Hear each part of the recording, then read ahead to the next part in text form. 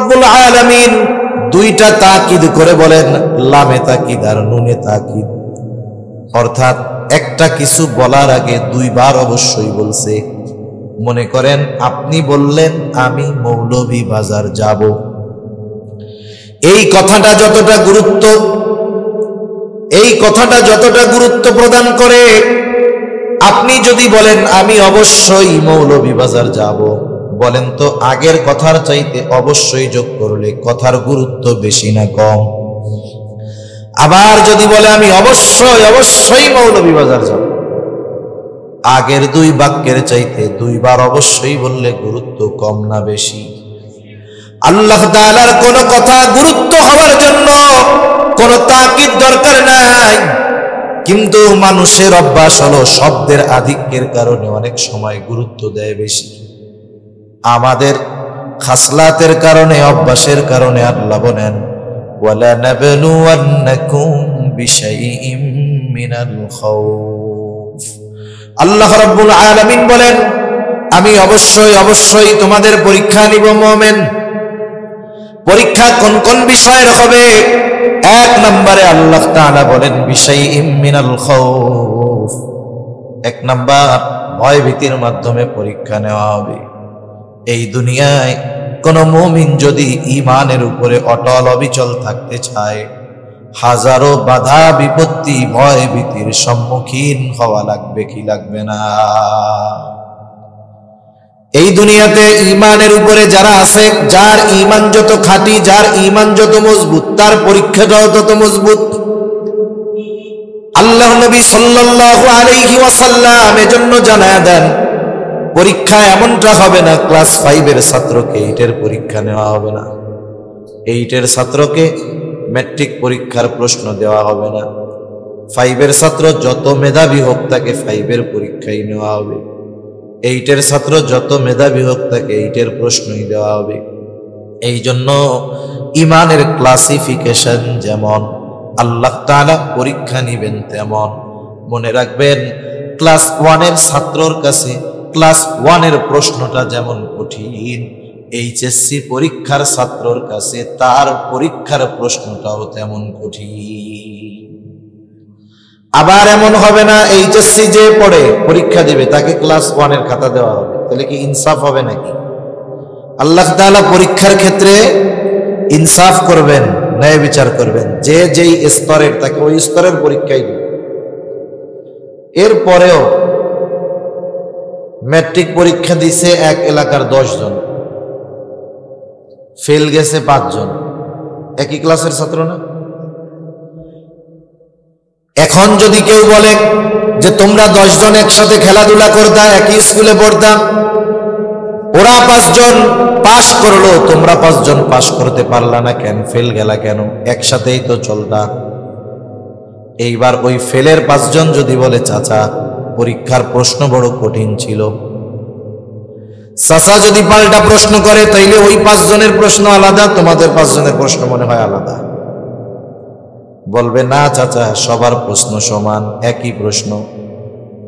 এইবার চাচা বলবে একই কলেজে পড়ো, একই স্কুলে পড়ো, একই স্যারের কাছে পড়ো, একই হলে পরীক্ষা দিলা, একই প্রশ্নই তোমাদের দেওয়া হলো, ওরা 5 জন গোল্ডেন এ প্লাস, তোমরা 2 জন 5 জন ফেল। তার মানে পরীক্ষার প্রশ্ন কঠিন এটা বলার কোনো সুযোগ নাই, বরং তোমরা টোটো কোম্পানির ম্যানেজার নিজেরাই পরীক্ষার প্রস্তুতি যথাযথভাবে নাও না।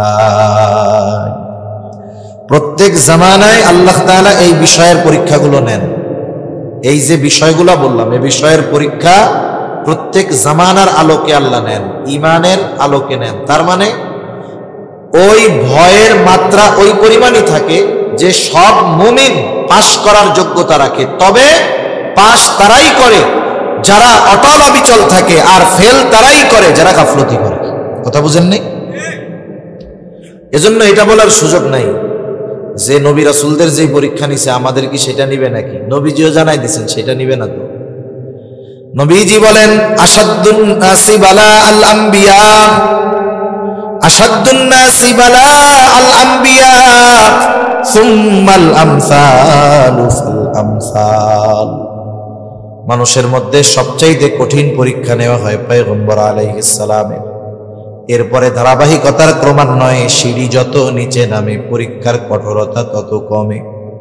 তার মানে ঈমানের আলোকেই আল্লাহ তাআলা পরীক্ষা নেবেন। এই জন্য মুমিনের ঈমানের প্রথম পরীক্ষা আল্লাহ তাআলা নেবেন ভয় ভীতির মাধ্যমে। এ দুনিয়াতে ঈমানের উপরে যদি কেউ চলতে চায়, চলতে যায়, হাজারো বাধা বিপত্তি ভয় ভীতি আছে। পরিপূর্ণ দ্বীনের উপরে চললে পদে পদে বিপদ আছে। অনেক সময় বিপদ রাষ্ট্রীয়ভাবে আসে, অনেক সময় সামাজিকভাবে আসে, অনেক সময় দ্বীনের উপরে চলতে গেলে নিজের পরিবার থেকেও ভয় ভীতি বাধা আসে কি আসে না? হাজারো রকমের বাধা আসতে পারে। যেমন দেখেন বর্তমান দুনিয়ায় উলামায়ে কেরাম অনেক জেলখানায় আছে না নাই? সারা দুনিয়ায় উলামায়ে কেরাম আবদ্ধ আছে, জেলখানায় আছে, আমাদের দেশেও আছে। বলেন তো, দুর্নীতি কইরা লন্ডনে বাড়ি বানানোর কারণে, টাকা পয়সা বিদেশে পাচার করার কারণে, জোরে বলেন, 7 মার্ডার করার কারণে এনারা যে জেলখানায় আছে একটাও খারাপ কারণ খুঁজে পাবেন না। তাহলে কেন ওনাদের উপরে এত চাপ? কেন ওনাদের ব্যাপারে এমন আচরণ? কারণ ওনারা হকের উপরে আছে, ঠিক কিনা বলেন? হকের উপরে থাকলে জেলখানায় যাওয়া লাগতে পারে।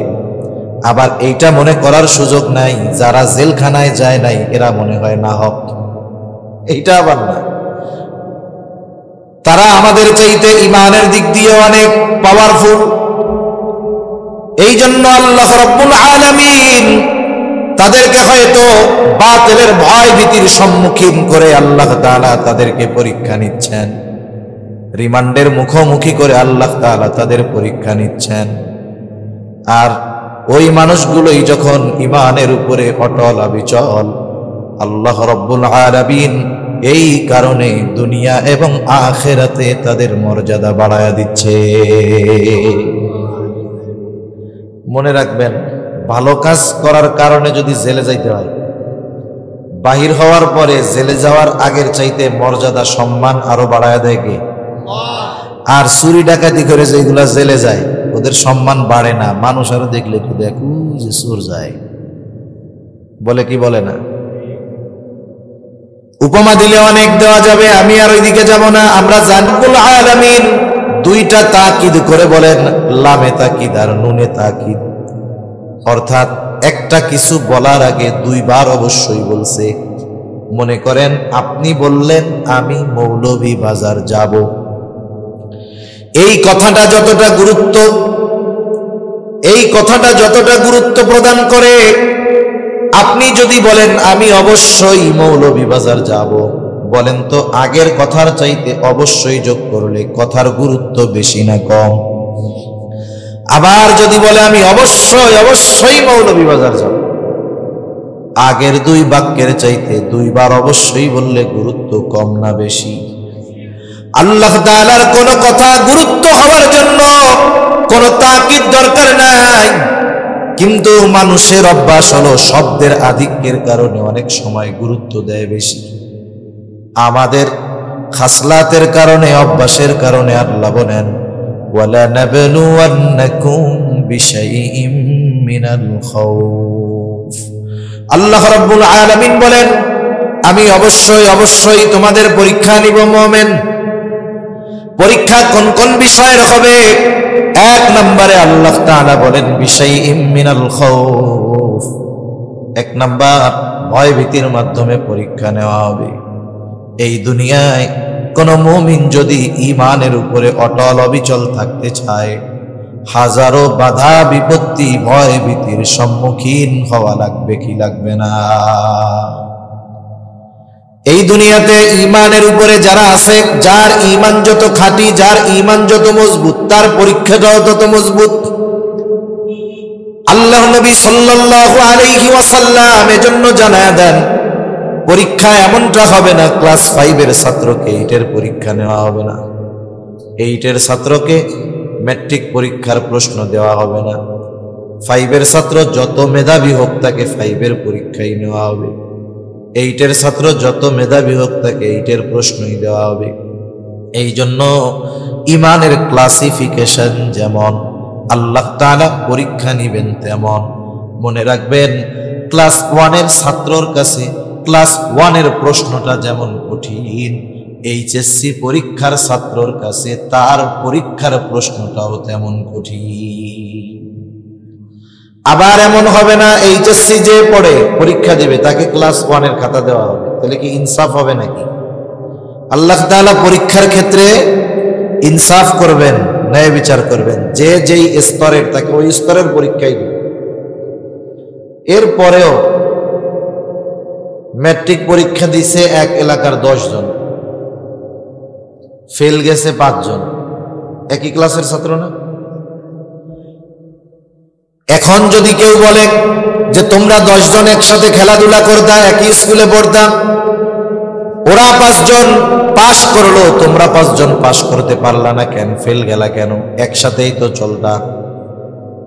এইবার ওই ফেলের 5 জন যদি বলে চাচা পরীক্ষার প্রশ্ন বড় কঠিন ছিল, চাচা যদি পাল্টা প্রশ্ন করে তাইলে ওই 5 জনের প্রশ্ন আলাদা, তোমাদের 5 জনের প্রশ্ন মনে হয় আলাদা।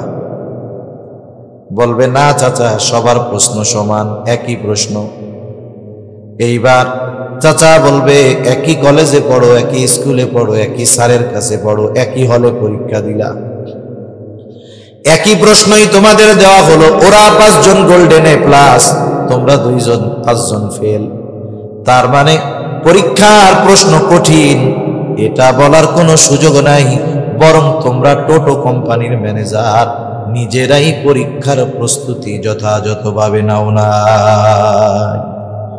প্রত্যেক জামানায় আল্লাহ তাআলা এই বিষয়ের পরীক্ষাগুলো নেন। এই যে বিষয়গুলো বললাম, এই বিষয়ের পরীক্ষা প্রত্যেক জামানার আলোকে আল্লাহ নেন, ইমানের আলোকে নেন। তার মানে ওই ভয়ের মাত্রা ওই পরিমাণই থাকে যে সব মুমিন পাশ করার যোগ্যতা রাখে, তবে পাশ তারাই করে যারা অটল অবিচল থাকে, আর ফেল তারাই করে যারা গাফলতি করে। কথা বুঝেন নাই? এজন্য এটা বলার সুযোগ নাই যে নবী রাসূলদের যে পরীক্ষা নিছে আমাদের কি সেটা নিবে নাকি? নবীজিও জানাই দিয়েছেন সেটা নিবে না। তো নবীজি বলেন আশাদ্দুন নাসি বালা আল আম্বিয়া, আশাদ্দুন নাসি বালা আল আম্বিয়া সুম্মাল আমসালু ফাল আমসাল। মানুষের মধ্যে সবচাইতে কঠিন পরীক্ষা নেওয়া হয় পয়গম্বর আলাইহিস সালামের। এরপরে ধারাবাহিকতার ক্রমান্বয়ে সিঁড়ি যত নিচে নামে পরীক্ষার কঠোরতা তত কমে। তার মানে ঈমানের আলোকেই আল্লাহ তাআলা পরীক্ষা নেবেন। এই জন্য মুমিনের ঈমানের প্রথম পরীক্ষা আল্লাহ তাআলা নেবেন ভয় ভীতির মাধ্যমে। এ দুনিয়াতে ঈমানের উপরে যদি কেউ চলতে যায়, হাজারো বাধা বিপত্তি ভয় ভীতি আছে। পরিপূর্ণ দ্বীনের উপরে চললে পদে পদে বিপদ আছে। অনেক সময় বিপদ রাষ্ট্রীয়ভাবে আসে, অনেক সময় সামাজিকভাবে আসে, অনেক সময় দ্বীনের উপরে চলতে গেলে নিজের পরিবার থেকেও ভয় ভীতি বাধা আসে কি আসে না? হাজারো রকমের বাধা আসতে পারে। যেমন দেখেন বর্তমান দুনিয়ায় উলামায়ে কেরাম অনেক জেলখানায় আছে না নাই?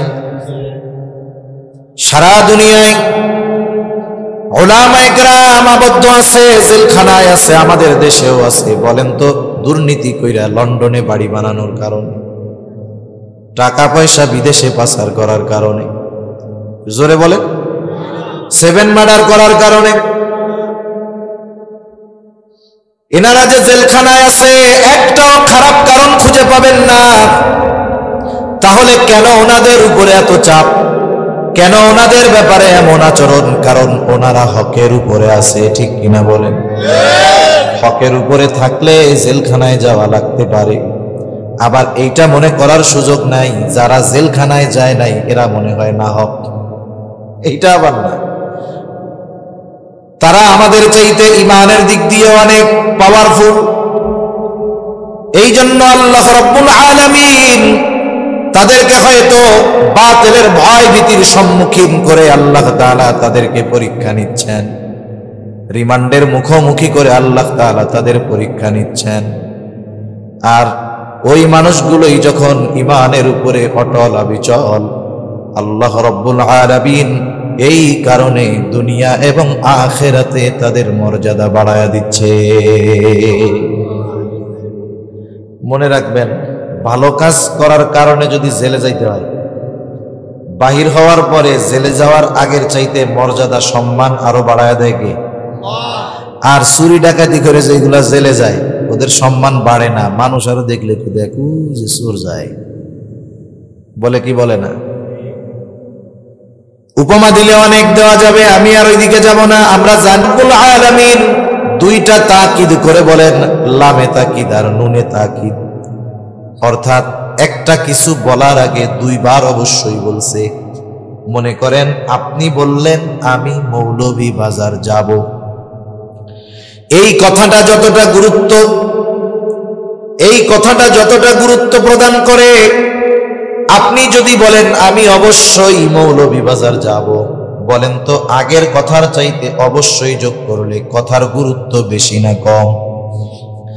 আবার যদি বলে আমি অবশ্যই মৌলভীবাজার যাব, আগের দুই বাক্যের চাইতে দুইবার অবশ্যই বললে গুরুত্ব কম না বেশি?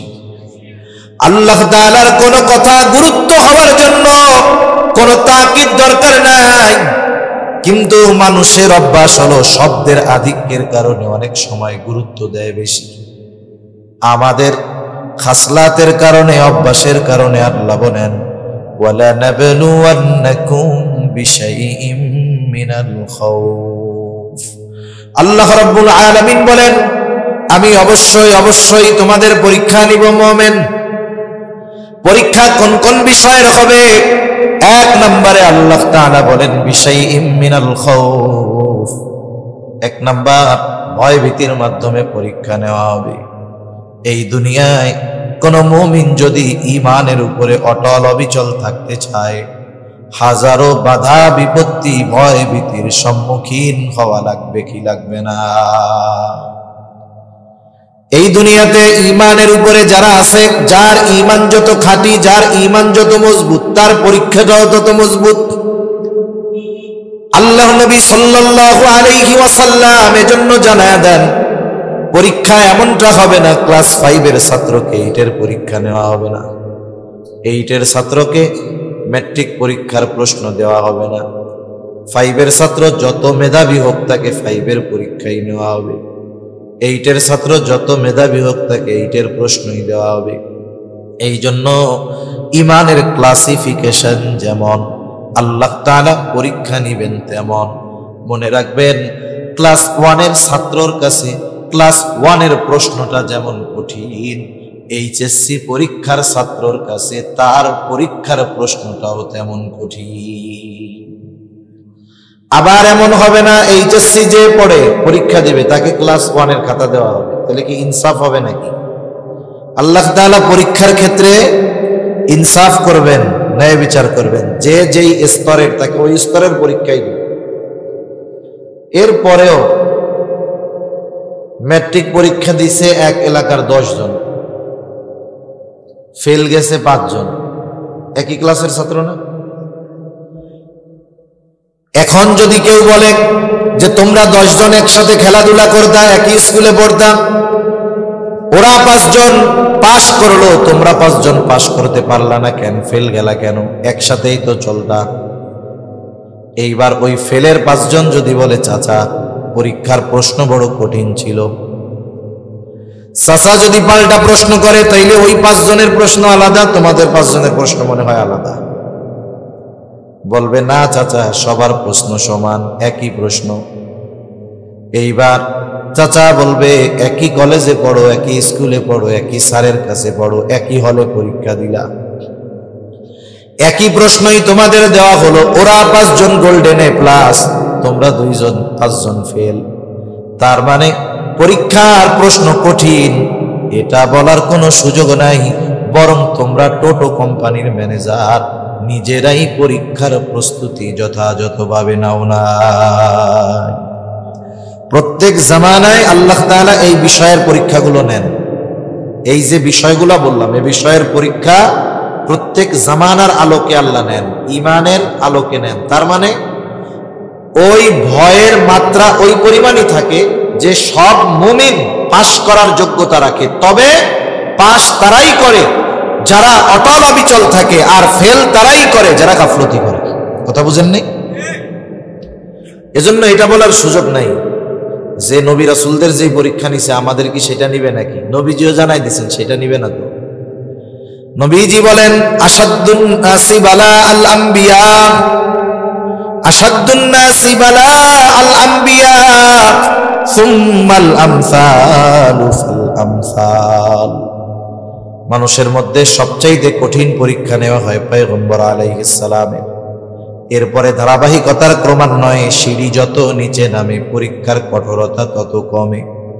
তার মানে ঈমানের আলোকেই আল্লাহ তাআলা পরীক্ষা নেবেন। এই জন্য মুমিনের ঈমানের প্রথম পরীক্ষা আল্লাহ তাআলা নেবেন ভয় ভীতির মাধ্যমে। এ দুনিয়াতে ঈমানের উপরে যদি কেউ চলতে চায়, চলতে যায়, হাজারো বাধা বিপত্তি ভয় ভীতি আছে। পরিপূর্ণ দ্বীনের উপরে চললে পদে পদে বিপদ আছে। অনেক সময় বিপদ রাষ্ট্রীয়ভাবে আসে, অনেক সময় সামাজিকভাবে আসে, অনেক সময় দ্বীনের উপরে চলতে গেলে নিজের পরিবার থেকেও ভয় ভীতি বাধা আসে কি আসে না? হাজারো রকমের বাধা আসতে পারে।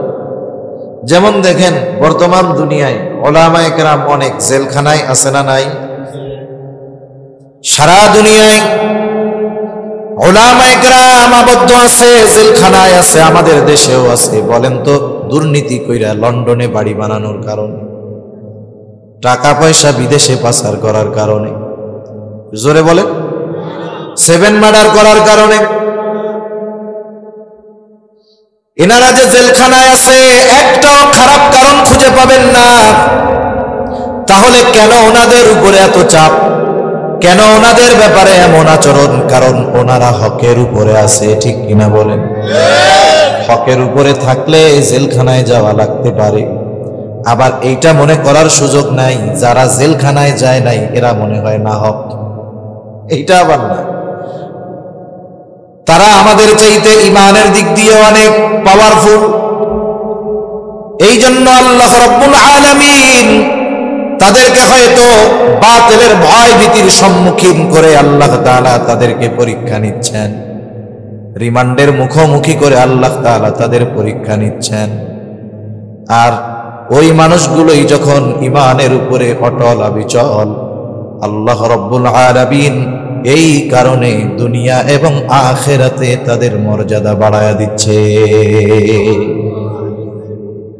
মনে রাখবেন, ভালো কাজ করার কারণে যদি জেলে যাইতে হয়, বাহির হওয়ার পরে জেলে যাওয়ার আগের চাইতে মর্যাদা সম্মান আরো বাড়ায়া দেয় কে?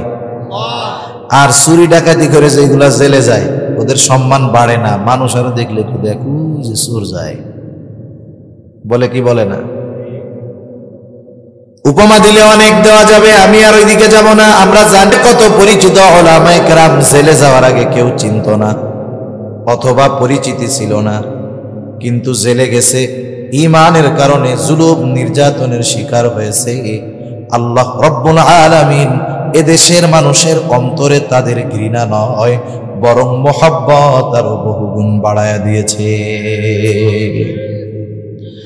এজন্য আল্লাহ রাব্বুল আলামিন বলেন বিশাইইম মিনাল খাউফ, ভয় ভীতির মাধ্যমে মুমিনের ঈমানের পরীক্ষা নেওয়া হবে। 2 নাম্বার ওয়াল জু, অভাব দারিদ্রতার মাধ্যমে মুমিনের ঈমানের পরীক্ষা নেওয়া হবে।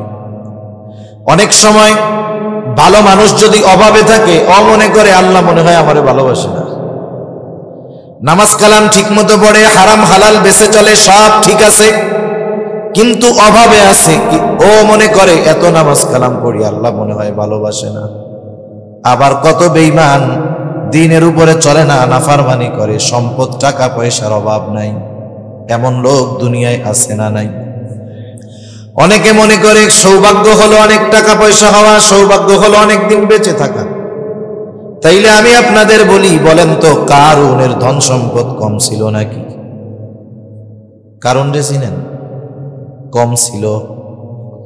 কত সম্পদ ছিল কারুনের, ওর ধন ভাণ্ডারের চাবি বহন করার জন্য একদল যুবক প্রয়োজন হইত। গোডাউনের চাবি বহন করার জন্য একদল সুঠামদেহী যুবক লাগত। আর ওই গুদামের মধ্যে আমাদের দেশে যেমন অনেকে গুদাম ভরে চাউল চুরি কইরা, ডাউল চুরি কইরা, তেল দিয়ে খাটে, তলা ভরে, দেখেন নাই? আমাদের দেশ হইল তেলের খনি। মুখ দিয়াও তেল মারে, আবার মাঝে মধ্যে খাটের তলায়ও দেখা যায় তেল পাওয়া যায়। আমরা মুখ দিয়াও তেল মারতে পারি, বড়দের নেতাদের এমন তেল মারে, ভাই ভাই। জীবনে যেই কয়বার আব্বা ডাকে নাই, ওই কয়বার ভাই, তার চেয়ে বহুগুণ বেশি বাইরে ডাকে, ভাই ভাই। আপনার মতো লোক নাই, আপনি তো বিশ্বে এক অনন্য উপমা, আপনার মতো একটাও নাই। এরকম তেল মারা লোক তো আমাদের দেশে নাই মনে হয়। এই দেশে অবস্থা এরকম, তেল যদি না মারতে পারেন কাম হবে না। এটা যে লাইনেই খন না কেন, যত তেল মারবেন দেখবেন তত আপনার নজর ভিন্ন রকম। কারুনের ধন সম্পদ কম ছিল না, আর ওই গোডাউনের মধ্যে চাউল আর গম ছিল না, বরং কারুনের গোডাউন ভরা স্বর্ণ ছিল, স্বর্ণ। বলেন তো কারুন কি সৌভাগ্যবান নাকি? কথা বুঝেন নাই মনে হয়। কারুন কি সৌভাগ্যবান? জোরে বলেন। ফেরাউনের হায়াত কত? 400 বছর বাঁচছে, একটু রোগবালাই হয় নাই, একটু সর্দি কাশিও হয় নাই, 400 বছর বাঁচছে। কত বড় জালেম! আমি আপনি কয় বছর বাঁচব? ধরেন 70, সর্বোচ্চ ধরেন একজন বাঁচলো 80 বছর, তার মধ্যে দেখা যাবে 20 বছর শুধু রোগে শোগে কাটে। এই জামানায় কিছু মানুষের মতো ফেরাউন আছে, ওই ফেরাউনের চরিত্রের কিছু মানুষ আছে, জুলুম অত্যাচার করে, বয়সও গড় হায়াতের চাইতে বেশি, কিন্তু কোনো অসুস্থতা তারে পায় না। এই জন্য মনে রাখতে হবে, অসুস্থ লম্বা হায়াত পাইলেই সৌভাগ্যবান না, বরং ফেরাউন লম্বা অসুস্থ জিন্দেগি পেয়েছে, কিন্তু দুনিয়ার কেউ ফেরাউন রে সৌভাগ্যবান বলবে না। একজন গরিব মানুষ, দরিদ্র মানুষ, টাকা পয়সা কিছুই নাই, তার একটা ছেলে হইছে, কি নাম রাখবে? মানুষের কাছে বলে, একজন বলে এক কাম কর, তোর পোলার নাম ফেরাউন আর নইলে কারুন রাখ, মাসে মাসে 2000 টাকা দিমুনে।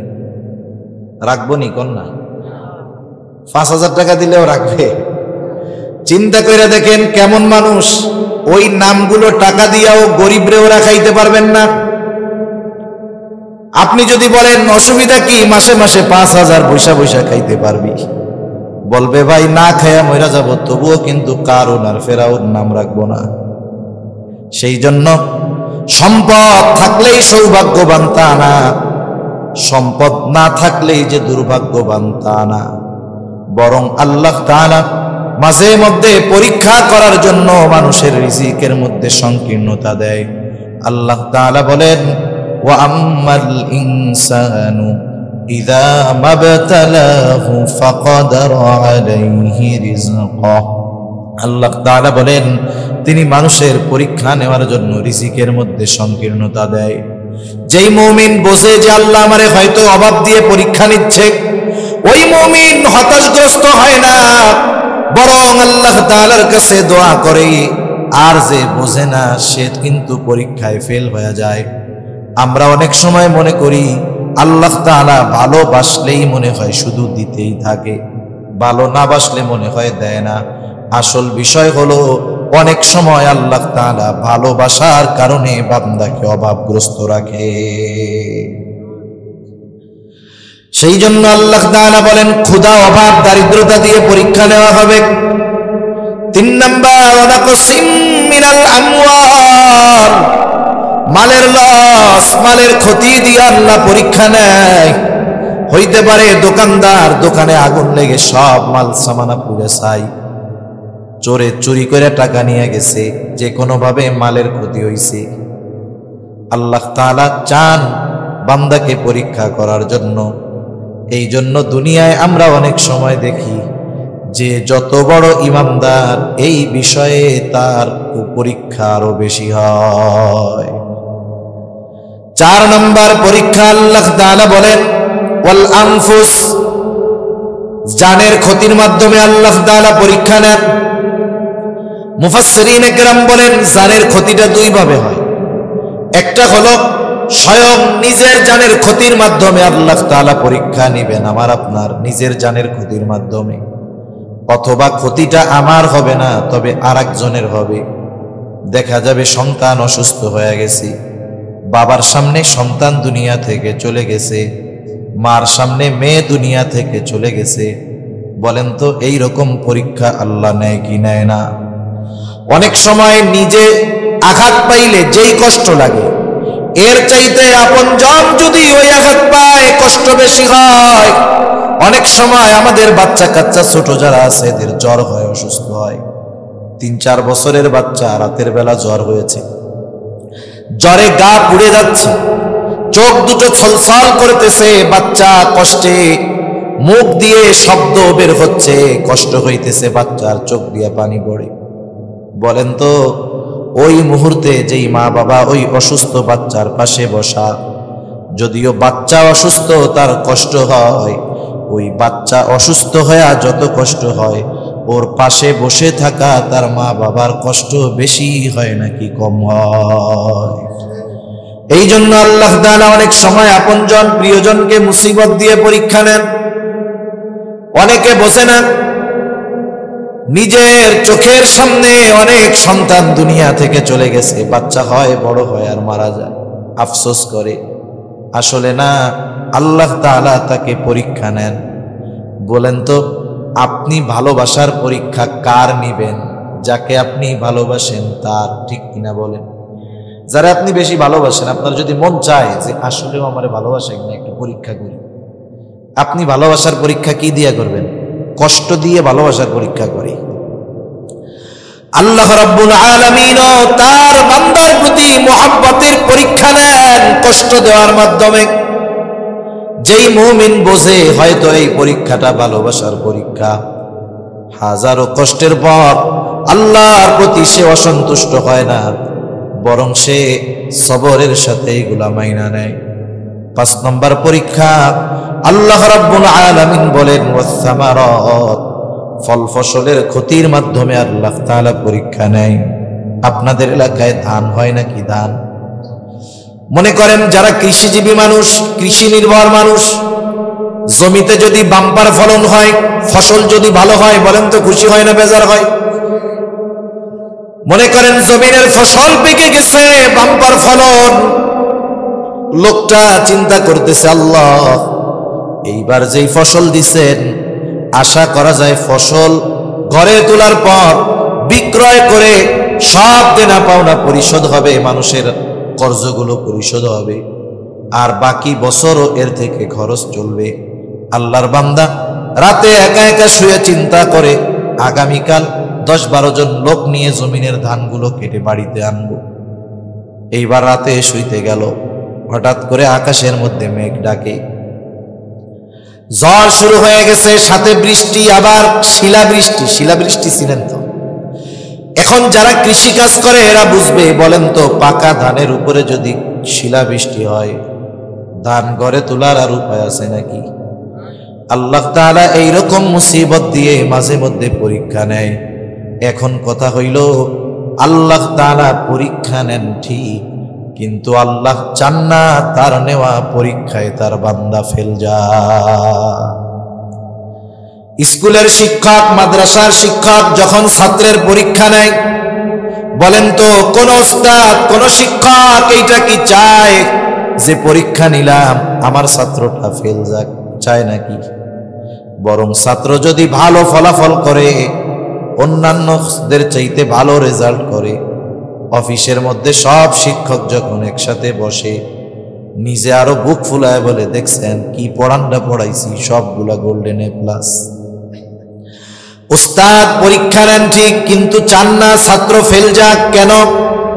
ছাত্রের প্রতি উস্তাদের মোহাব্বত, ভালোবাসার কারণে, মোহাব্বত ভালোবাসার কারণে উস্তাদ চান না যে ছাত্র ফেল যাক। আল্লাহ তাআলা বান্দার পরীক্ষা নেয়, কিন্তু বান্দার প্রতি ভালোবাসার কারণে আল্লাহ তাআলা চায় না তার নেওয়া এই পরীক্ষায় তার বান্দা ফেল যায়। আল্লাহ পরীক্ষা নেন কিন্তু চান না আমার বান্দা ফেল যায়। এই জন্য আল্লাহ তাআলা পরীক্ষা নেওয়ার ঘোষণা দেওয়ার সাথে সাথে এটাও জানায় দেন, বান্দা পরীক্ষায় পড়লে কি করবা। কারণ এই ধরনের পরীক্ষায় পড়লে দুইটা পথ খোলা থাকে, একটা হলো আল্লাহর পথ আর একটা হলো মন গড়া পথ। আল্লাহ রাব্বুল আলামিন এই ধরনের পরীক্ষায় পড়লে কি করণীয় সেটাও আমাদের জানায় দেন। আপনারা তো বেশি কথা বলতেছেন না, মুখ দিয়ে দেখি কোনো আওয়াজ নাই। আমি একটু জিজ্ঞাসা করব, জবাব দিবেন জবান খুলে। বলেন তো, আমাদেরকে সকল প্রকার বিপদ আপদ মুসিবত দেন কে? আরো জোরে বলেন না কে? তাহলে বিপদ আপদ মুসিবত যদি আসে আমরা কার কাছে সাহায্য চাইব? আল্লাহ তাআলা সেই কথাই বলেন, বান্দা আমি যেই মুসিবত দিয়েছি, আমি যেই বিপদ দিয়েছি রে বান্দা, ওই বিপদ থেকে আমি আল্লাহই তোমারে উদ্ধার করতে পারবো। শুধু আমি বিপদটা দিয়া দেখি যে তুমি আমি আল্লাহর দিকে ফিরে আসো কিনা, সাহায্য চাও কিনা। এই জন্য আল্লাহ তাআলা দুই আয়াত আগেই বলেন, ইয়া আইয়ুহাল্লাযীনা আমানুস্তাঈনু বিস-সাবরি ওয়াস-সালাহ। আল্লাহ তাআলা বলেন, হে ঈমানদারেরা, ইস্তাঈনু বিস-সাবরি ওয়াস-সালাহ, তোমরা আমি আল্লাহর কাছে বিপদ আপদ মুসিবতে সাহায্য চাও। আল্লাহ তাআলা বলেন, হে ঈমানদারেরা, তোমরা আমি আল্লাহর কাছে সাহায্য চাও। অর্থাৎ বিপদ আপদ মুসিবতে পড়লে আমি আল্লাহর কাছে সাহায্য চাও। এখন কথা, আল্লাহ আপনার কাছে কেমনে সাহায্য চাইব?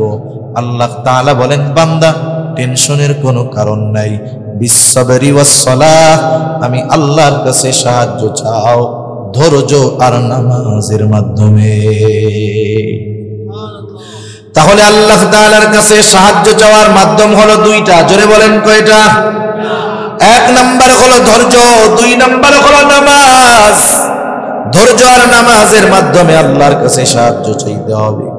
কিন্তু আফসোসের ব্যাপার, আমরা জানি আল্লাহ বিপদ আপদ মুসিবত দেয়, কিন্তু বিপদে যখন পড়ি আল্লাহর কাছে সাহায্য না চাইয়া আমরা মানুষের কাছে দৌড়াইতে শুরু করি।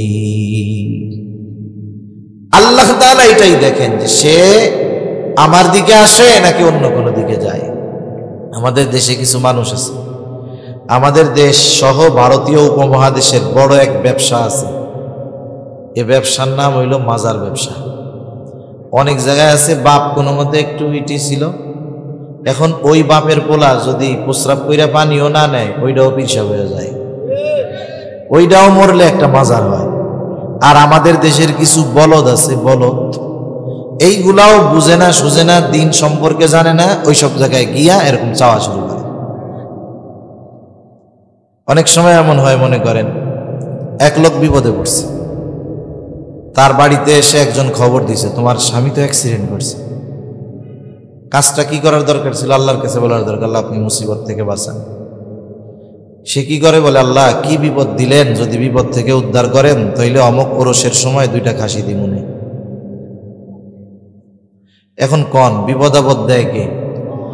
ওটা কিন্তু বলছে আল্লাহ কি বিপদ দিলেন, এটাও বিশ্বাস করে, এটাও বিশ্বাস করে যে আল্লাহ আপনি বিপদ আপদ থেকে বাঁচান। বললো যে আল্লাহ এই বিপদ থেকে বাঁচাইলে 2টা খাসি দিমু। তাইলে বিপদ দেয় আল্লাহ, বাঁচায় আল্লাহ, খাসি খাওয়ায় বাবারে। এই কাজটা কি ঠিক হইল? কোন আল্লাহ কি খাসি খুশি খাইতে চাইছে? আল্লাহ কইছে নাকি যে তুমি আমারে একটু গরু টরু দিও, সাইজটা করে দিন? আল্লাহ রাব্বুল আলামিন বলেন, বান্দা আমি বিপদ দেই, আমি উদ্ধার করি। এই জন্য বিপদে পড়লে আমার কাছে সাহায্য চাও। খাসিও লাগবে না, গরুও লাগবে না। সাহায্য কেমনে চাইবা?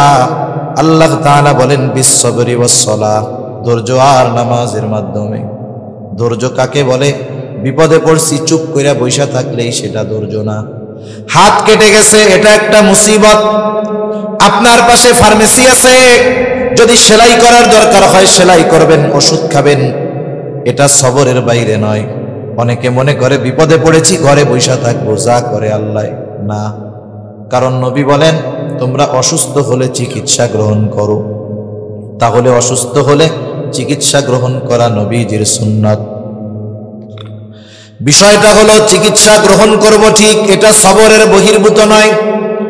তবে চিকিৎসা গ্রহণ করব ঠিক, তবে ইয়াকিন থাকতে হবে আমার চিকিৎসা আমাকে সুস্থ বানাতে পারবে না।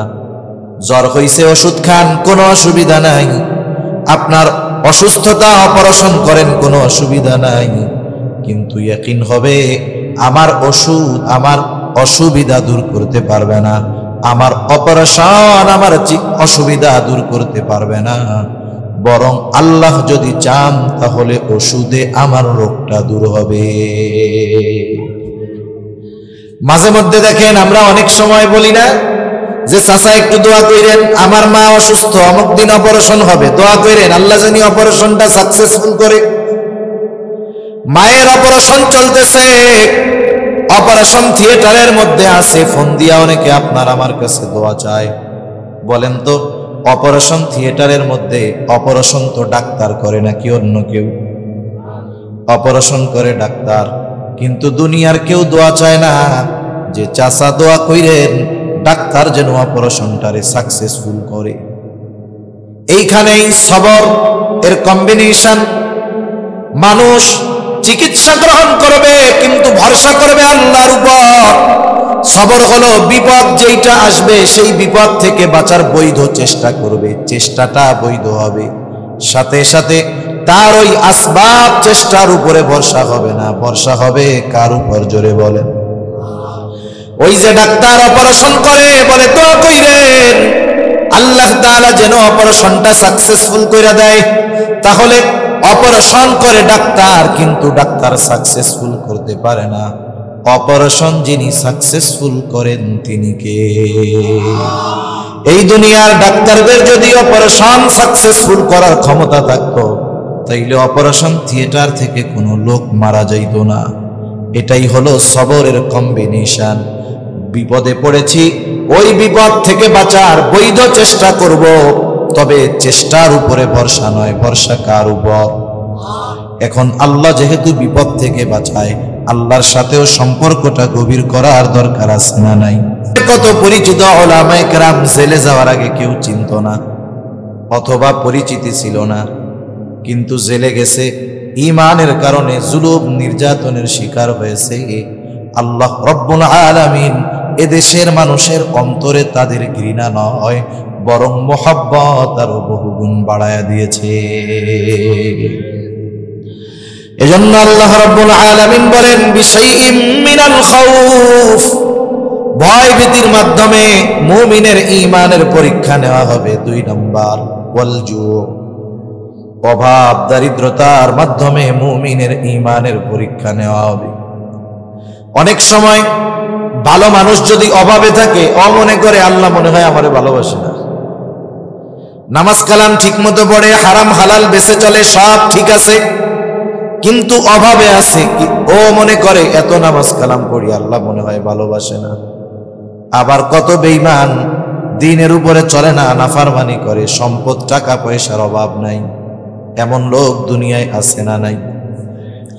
অনেকে মনে করে সৌভাগ্য হলো অনেক টাকা পয়সা হওয়া, সৌভাগ্য হলো অনেক দিন বেঁচে থাকা। তাইলে আমি আপনাদের বলি, বলেন তো কারুনের ধন সম্পদ কম ছিল নাকি? কারুন রে চিনেন? কম ছিল। কত সম্পদ ছিল কারুনের? ওর ধন ভাণ্ডারের চাবি বহন করার জন্য একদল যুবক প্রয়োজন হইত। গোডাউনের চাবি বহন করার জন্য একদল সুঠামদেহী যুবক লাগতো। আর ওই গুদামের মধ্যে আমাদের দেশে যেমন অনেকে গুদাম ভরে চাউল চুরি কইরা, ডাউল চুরি কইরা, তেল দিয়ে খাটে, তলা ভরে, দেখেন নাই? আমাদের দেশ হইল তেলের খনি, মুখ দিয়াও তেল মারে, আবার মাঝে মধ্যে খাটের তলায়ও দেখা যায় তেল পাওয়া যায়। আমরা মুখ দিয়াও তেল মারতে পারি, বড়দের নেতাদের এমন তেল মারে, ভাই ভাই, জীবনে যেই কয়বার আব্বা ডাকে নাই ওই কয়বার ভাই, তার চেয়ে বহুগুণ বেশি বাইরে ডাকে, ভাই ভাই। আপনার মতো লোক নাই, আপনি তো বিশ্বে এক অনন্য উপমা, আপনার মতো একটাও নাই। এরকম তেল মারা লোক তো আমাদের দেশে নাই মনে হয়। এই দেশে অবস্থা এরকম, তেল যদি না মারতে পারেন কাম হবে না। এটা যে লাইনেই খন না কেন, যত তেল মারবেন দেখবেন তত আপনার নজর ভিন্ন রকম। কারুনের ধন সম্পদ কম ছিল না, আর ওই গোডাউনের মধ্যে চাউল আর গম ছিল না, বরং কারুনের গোডাউন ভরা স্বর্ণ ছিল, স্বর্ণ। বলেন তো কারুন কি সৌভাগ্যবান নাকি? কথা বুঝেন নাই মনে হয়। কারুন কি সৌভাগ্যবান? জোরে বলেন। ফেরাউনের হায়াত কত? 400 বছর বাঁচছে, একটু রোগবালাই হয় নাই, একটু সর্দি কাশিও হয় নাই, 400 বছর বাঁচছে। কত বড় জালেম! আমি আপনি কয় বছর বাঁচবো? ধরেন 70, সর্বোচ্চ ধরেন একজন বাঁচলো 80 বছর, তার মধ্যে দেখা যাবে 20 বছর শুধু রোগে শোগে কাটে। এই জামানায় কিছু মানুষের মতো ফেরাউন আছে, ওই ফেরাউনের চরিত্রের কিছু মানুষ আছে, জুলুম অত্যাচার করে, বয়সও গড় হায়াতের চাইতে বেশি, কিন্তু কোনো অসুস্থতা তারে পায় না। এই জন্য মনে রাখতে হবে, অসুস্থ লম্বা হায়াত পাইলেই সৌভাগ্যবান না, বরং ফেরাউন লম্বা অসুস্থ জিন্দেগি পেয়েছে, কিন্তু দুনিয়ার কেউ ফেরাউন রে সৌভাগ্যবান বলবে না। একজন গরিব মানুষ, দরিদ্র মানুষ, টাকা পয়সা কিছুই নাই, তার একটা ছেলে হইছে, কি নাম রাখবে? মানুষের কাছে বলে, একজন বলে এক কাম কর, তোর পোলার নাম ফেরাউন আর নইলে কারুন রাখ, মাসে মাসে 2000 টাকা দিমুনে। রাখবো নি কন্যা? 5000 টাকা দিলেও রাখবে। চিন্তা করে দেখেন কেমন মানুষ। ওই নামগুলো টাকা দিয়াও গরিবরে ওরা খাইতে পারবেন না। আপনি যদি বলেন অসুবিধা কি, মাসে মাসে 5000 পয়সা পয়সা খাইতে পারবি, বলবে ভাই না খায়া মইরা যাব, তবুও কিন্তু কারুন আর ফেরাউন নাম রাখবো না। সেই জন্য সম্পদ থাকলেই সৌভাগ্যবান তা না, সম্পদ না থাকলেই যে দুর্ভাগ্যবান তা না, বরং আল্লাহ তাআলা মাঝে মধ্যে পরীক্ষা করার জন্য মানুষের রিজিকের মধ্যে সংকীর্ণতা দেয়। আল্লাহ তাআলা বলেন, ওয়া আম্মাল ইনসানু ইযা মাবতালাহু ফাকাদারা আলাইহি রিজকাহ। আল্লাহ তাআলা বলেন, তিনি মানুষের পরীক্ষা নেওয়ার জন্য রিজিকের মধ্যে সংকীর্ণতা দেয়। যেই মুমিন বোঝে যে আল্লাহ আমারে হয়তো অভাব দিয়ে পরীক্ষা নিচ্ছে, ওই মুমিন হতাশগ্রস্ত হয় না, বরং আল্লাহ তাআলার কাছে দোয়া করে। আর যে বোঝে না সে কিন্তু পরীক্ষায় ফেল হয়ে যায়। আমরা অনেক সময় মনে করি আল্লাহ তাআলা ভালোবাসলেই মনে হয় শুধু দিতেই থাকে, ভালো না বাসলে মনে হয় দেয় না। আসল বিষয় হলো অনেক সময় আল্লাহ তাআলা ভালোবাসার কারণে বান্দাকে অভাবগ্রস্ত রাখে। সেই জন্য আল্লাহ তাআলা বলেন, ক্ষুধা, অভাব, দারিদ্রতা দিয়ে পরীক্ষা নেওয়া হবে। 3 নাম্বার, ওয়ানাকসিম মিনাল আমওয়াল, মালের লস, মালের ক্ষতি দিয়ে আল্লাহ পরীক্ষা নেয়। হইতে পারে দোকানদার দোকানে আগুন লেগে সব মাল সামানা পুড়ে ছাই, চোরে চুরি করে টাকা নিয়ে গেছে, যে কোনো ভাবে মালের ক্ষতি হইছে। আল্লাহ তাআলা চান বান্দাকে পরীক্ষা করার জন্য। এই জন্য দুনিয়ায় আমরা অনেক সময় দেখি যে যত বড় ইমানদার এই বিষয়ে তার পরীক্ষা আরো বেশি হয়। 4 নম্বর পরীক্ষা আল্লাহ তাআলা বলেন, ওয়াল আনফুস, জানের ক্ষতির মাধ্যমে আল্লাহ তাআলা পরীক্ষা নেন। মুফাসসিরিন একরাম বলেন, জানের ক্ষতিটা 2 ভাবে হয়। একটা হলো স্বয়ং নিজের জানের ক্ষতির মাধ্যমে আল্লাহ তাআলা পরীক্ষা নেবেন, আমার আপনার নিজের জানের ক্ষতির মাধ্যমে। অথবা ক্ষতিটা আমার হবে না, তবে আরেকজনের হবে। দেখা যাবে সন্তান অসুস্থ হয়ে গেছে, বাবার সামনে সন্তান দুনিয়া থেকে চলে গেছে, মার সামনে মেয়ে দুনিয়া থেকে চলে গেছে।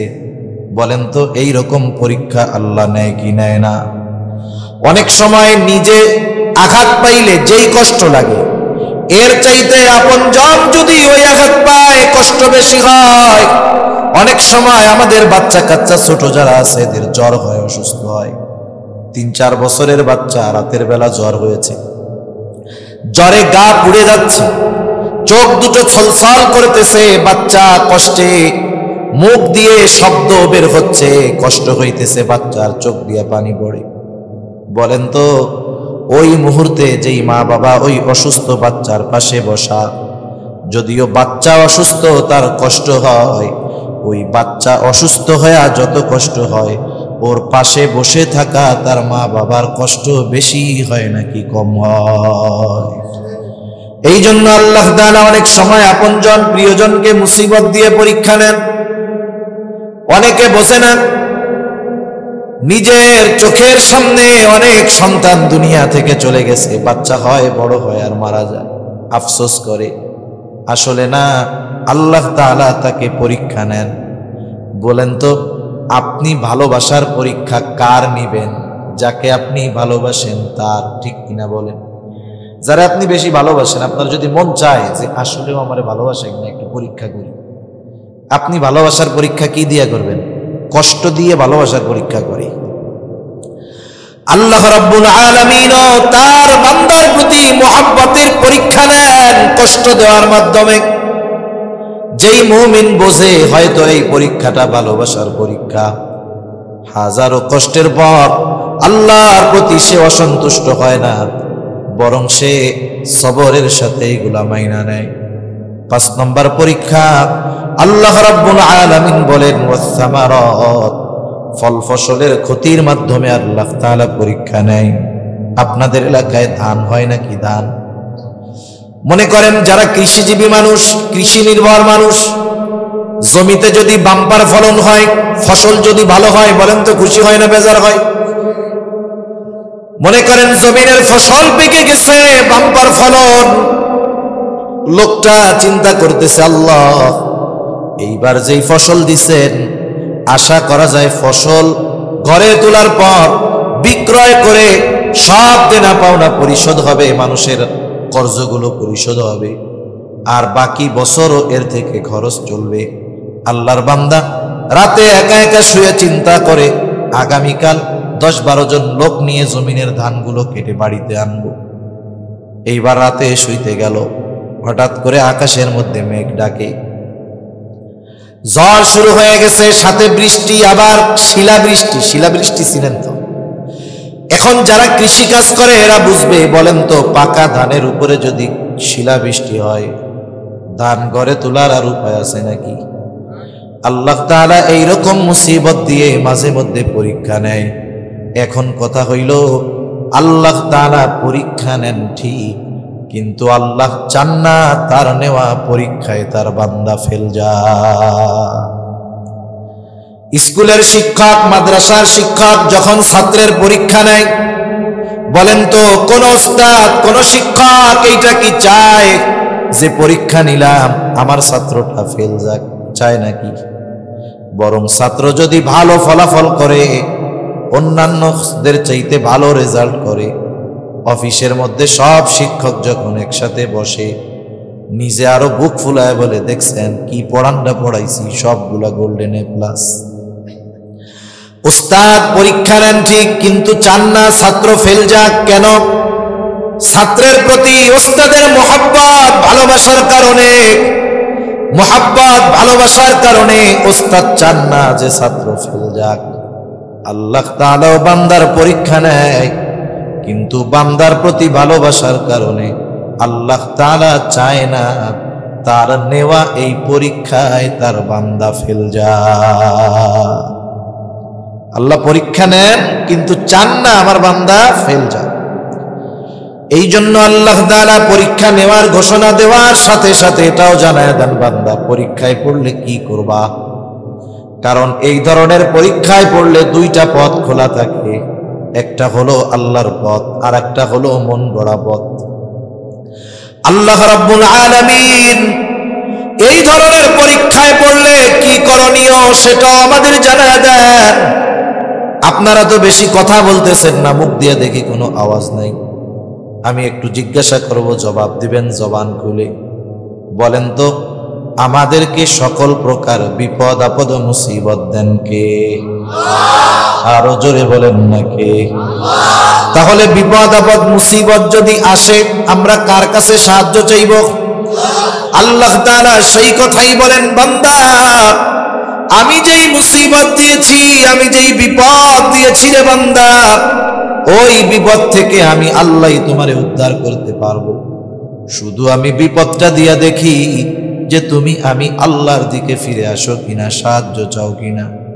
এই জন্য আল্লাহ তাআলা 2 আয়াত আগেই বলেন, ইয়া আইয়ুহাল্লাযীনা আমানুস্তাঈনু বিস-সাবরি ওয়াস-সালাহ।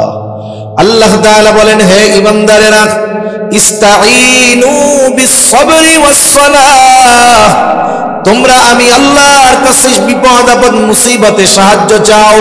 আল্লাহ তাআলা বলেন, হে ঈমানদারেরা, তোমরা আমি আল্লাহর কাছে সাহায্য চাও, অর্থাৎ বিপদ আপদ মুসিবতে পড়লে আমি আল্লাহর কাছে সাহায্য চাও।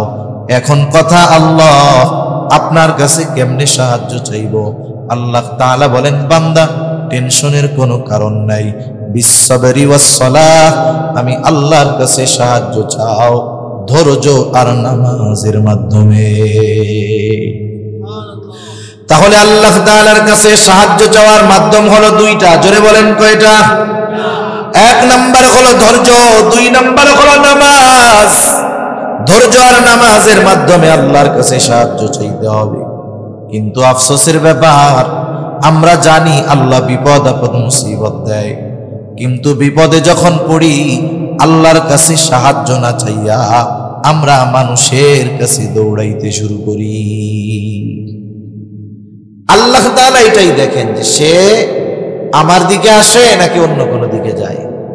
আমাদের দেশে কিছু মানুষ আছে, আমাদের দেশ সহ ভারতীয় উপমহাদেশের বড় এক ব্যবসা আছে, এ ব্যবসার নাম হইল মাজার ব্যবসা। অনেক জায়গায় আছে বাপ কোনো মতে একটু ইটি ছিল, এখন ওই বাপের পোলা যদি প্রস্রাব কইরা পানিও না নেয়, ওইটাও পিসাব হয়ে যায়, ওইটাও মরলে একটা মাজার হয়। আর আমাদের দেশের কিছু বলদ আছে, বলদ, এইগুলাও বুঝে না সুঝে না, দিন সম্পর্কে জানে না, ওই সব জায়গায় গিয়া এরকম চাওয়া শুরু করে। অনেক সময় এমন হয়, মনে করেন এক লোক বিপদে পড়ছে, তার বাড়িতে এসে একজন খবর দিছে, তোমার স্বামী তো অ্যাক্সিডেন্ট করছে। কাজটা কি করার দরকার ছিল? আল্লাহর কাছে বলার দরকার, আল্লাহ আপনি মুসিবত থেকে বাঁচান। সে কি করে? বলে, আল্লাহ কি বিপদ দিলেন, যদি বিপদ থেকে উদ্ধার করেন তাইলে অমুক ওরসের সময় 2টা খাসি দিমুনে।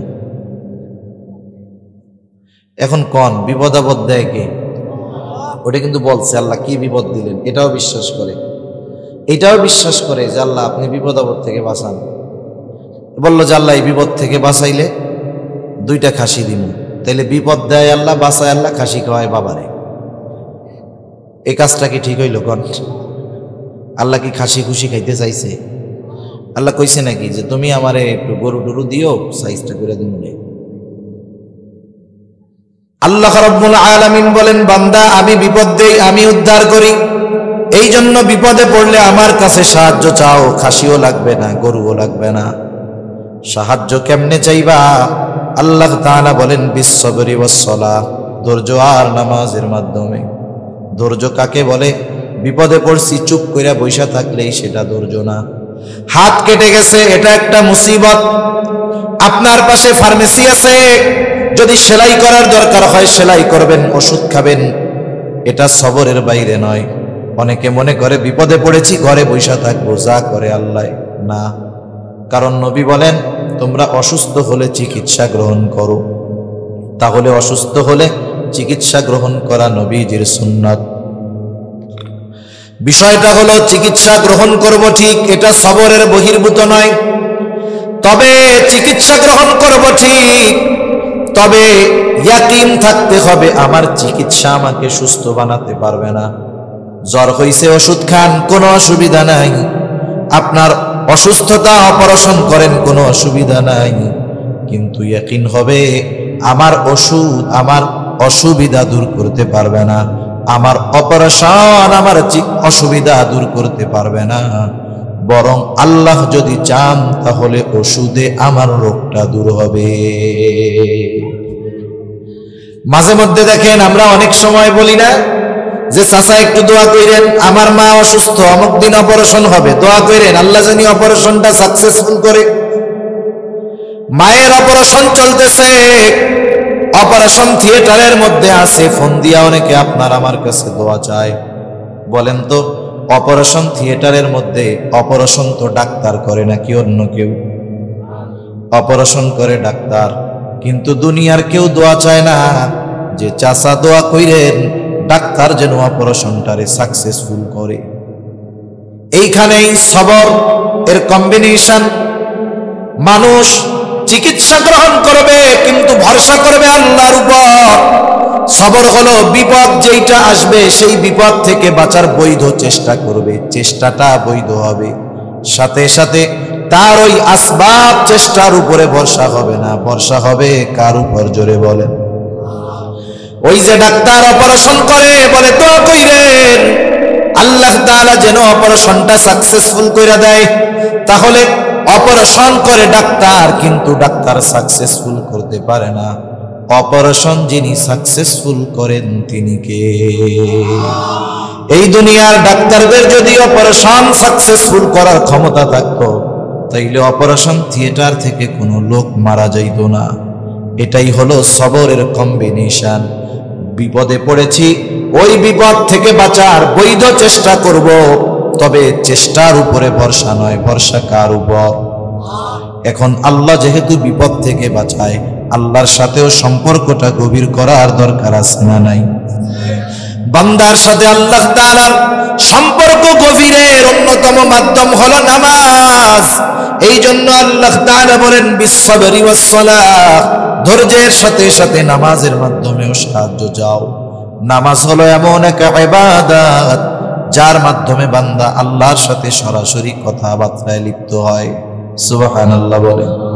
এই জন্য তাকবীরে তাহরিমা নামাজের শুরুতে যখন আল্লাহু আকবার বইলা দুই হাতটা বাঁধে, বলেন তো এরপরে যদি এই দুনিয়ার শ্রেষ্ঠ বুজুর্গ আইসা আমারে যদি সালাম দেয় আসসালামু আলাইকুম, জবাব দেওয়ার সুযোগ আছে নাকি? আমিও যদি দেখি চিন্তা করলাম বড় হুজুর হইছে, নামাজটা ছাইড়া দিয়ে একটু সালাম দিই, সুযোগ আছে নাকি? তাকবীরে তাহরিমা দিয়ে বলে হাত বাঁধার পর দুনিয়ার অনেক ভালো কাজ ওই সময়ের জন্য নিষিদ্ধ হয়ে যায়। কেন নিষিদ্ধ হয়? কারণ এখন কথাবার্তা চলে কার সাথে? জোরে বলেন। আল্লাহর সাথে কথা চলতেছে। এখন দুনিয়ার যত ভিআইপি সিআইপি আসুক কাজ হবে না, দুনিয়ার যত বড় পীর আসুক, মুহাদ্দিস আসুক, শাইখুল হাদিস আসুক, কাজ হবে না। কারণ বান্দা তখন আহকামুল হাকিমিনের সাথে কথায় লিপ্ত হয়। এই জন্য আমরা যখন যে কোনো ধরনের বিপদে পড়ব, সর্বপ্রথম ধৈর্য ধারণ করব, সাথে সাথে ওই বিপদের জন্য যার সাহায্য চাইব তিনি কে? আমি আল্লাহর সাথে কথাবার্তায় লিপ্ত হব কেমনে? নিয়ত করে দাঁড়াবো, ওই বিপদে পড়ছি, বিপদটা থেকে বাঁচাইয়েন। সালাতুল হাজত আদায় করব, আল্লাহ তাআলার সাথে কথা বলবো, আল্লাহ তাআলার কাছে চাইব। এই জন্য কোন মুমিন যখন বিপদ আপদ মুসিবতে পড়ে, তার মানে মুমিনের যখন কোনো পরীক্ষা আসে, মুমিন এই দুই জিনিসের মাধ্যমে যখন আল্লাহর কাছে সাহায্য চায়, আল্লাহ তাআলা ওই মুমিনের জন্য যথেষ্ট হয়ে যায়। সাথে সাথে ওই মুমিনকে আল্লাহ প্রমোশন দিয়া দেয়। প্রমোশন দেয়, প্রমোশন কেমনে দেয়? আমাদের দেশে একটা বাহিনী আছে, পুলিশ বাহিনী, চিনেন? পুলিশ বাহিনী, পুলিশ যে হাবিলদার, মানে ওনার নিচে কোনো পোস্ট নাই, সেও পুলিশ। বাংলাদেশ পুলিশের প্রধান যে, সেও পুলিশ। কিন্তু বলেন তো দুই পুলিশের মধ্যে তফাৎ আছে নাকি? কই কুদ্দুস আলী, কই জুতার গালি, মানে কয় না এরকম। তা কোন জায়গায় পুলিশ প্রধান আর কোন জায়গায় ওইটা? দুইজনই কিন্তু পুলিশ, কিন্তু তফাৎ আছে না নাই? ঈমান আনছে মুমিন, অসুবিধা নাই। তবে বিপদ আপদ মুসিবতে এই দুই পদ্ধতি যে অবলম্বন করে সে কিন্তু সাধারণ মুমিন না। এই জন্য আয়াতের শুরুতে আল্লাহ বলছেন ইয়া আইয়ুহাল্লাযীনা আমানুস্তাঈনু বিস-সাবরি ওয়াস-সালাহ। ঈমানদার বলে ডাক দিয়েছেন, হে ঈমানদারেরা আমি আল্লাহর কাছে ধৈর্য আর নামাজের মাধ্যমে সাহায্য চাও। এরপরে কিন্তু আল্লাহ এমনটা বলেন নাই ইন্নাল্লাহা মাআল মুমিনিন। মুমিনিন, এটা কোন নাই। কেমন যেন আল্লাহ বলেন, বান্দা যে এই দুই পদ্ধতি অবলম্বন করে যেই মুমিন